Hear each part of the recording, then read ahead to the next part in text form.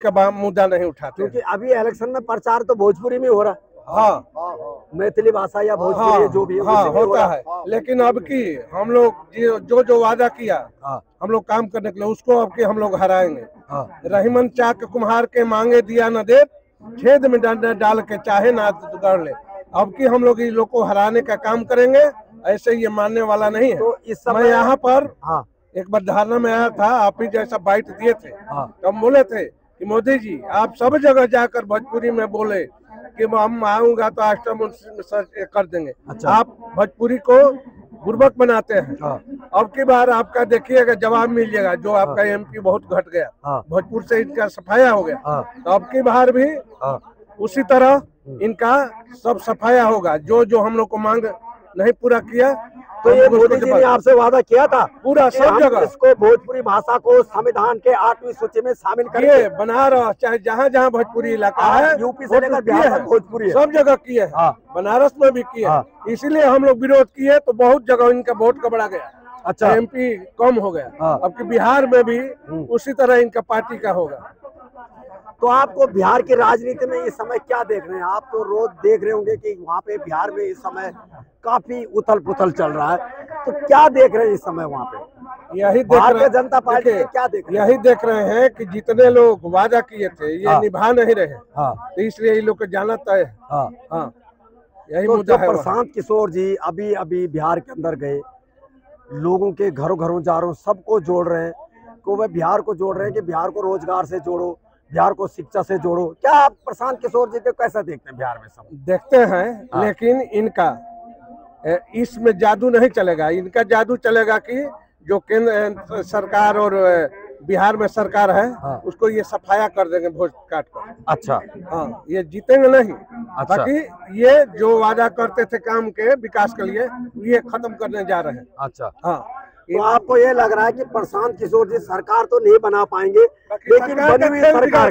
बनी हुई सरकार का खेल बिगाड़ देंगे जी। ये लग रहा है आप जी?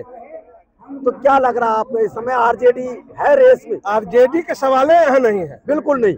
यहाँ तो है कि जो वादा किया लोग काम करने के किया। हाँ। जंगल राज हटाने के लिए उसी में जंगल राज हो रहा है। वैसा विकास नहीं होना चाहिए, हो रहा है। कहा नीतीश जी जितना कर रहे थे किए, लेकिन आज उनका कंट्रोल नहीं हो रहा है जिस लेवल पर चलते थे।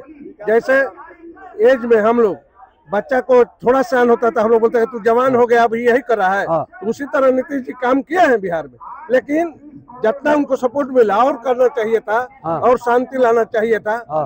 भय भूख भ्रष्टाचार रोजगार सब इनके जो ऐसी किया था लोग को उतना मिलेगा नहीं मिला, इसलिए इनका सफाया तो ये जंगल राज कहते थे, लेकिन बिहार में तो पिछले 1 महीने से तो जंगल राज का बहुत मर्डर राज हो गया है। हाँ, तो इसलिए किसकी कमी है? आए दिन मर्डर, आए दिन मर्डर, आए दिन। हाँ तो इसलिए इनके हराने में दूसरा जीत जाए, इनके हराने में दूसरा जीत जाएगा, कोई नहीं जाना। अच्छा जी। तो आपको लग रहा है कि इस समय बिहार के अंदर नीतीश कुमार जी कहीं न कहीं कमजोर पड़ रहे हैं? नीतीश जी बीजेपी एनडीए में कमजोर पड़ रहा है। हाँ। आरजेडी का तो नाम ही नहीं। नाम नहीं, अब कौन इसमें कट जाएगा वो जीत जाएगा, उसका तो अपना वोटर रह खेल बिगाड़ेगा प्रशांत किशोर। ये आप लोगों ने मान लिया। प्रशांत किशोर उभर के आएंगे, इसमें कोई दुमत की बात नहीं है। और 20 साल तक बिहार की जनता ने नीतीश कुमार को भी साथ दिया। बिल्कुल दिया। लेकिन नीतीश कुमार मानसिक रूप से विकलांग हो चुके हैं। अच्छा। और उनका यहाँ से हटना तय है। प्रशांत किशोर ने सही कहा है कि लास्ट बार ही बिहार के मुख्यमंत्री हैं ये। अच्छा। और न आरजेडी उभर के आ रही, 2 पार्टी उभर के वहाँ पे आएगी, लोजपा और प्रशांत किशोर की जन स्वराज। अच्छा। हाँ आने वाला समय यही 2 पार्टी का है।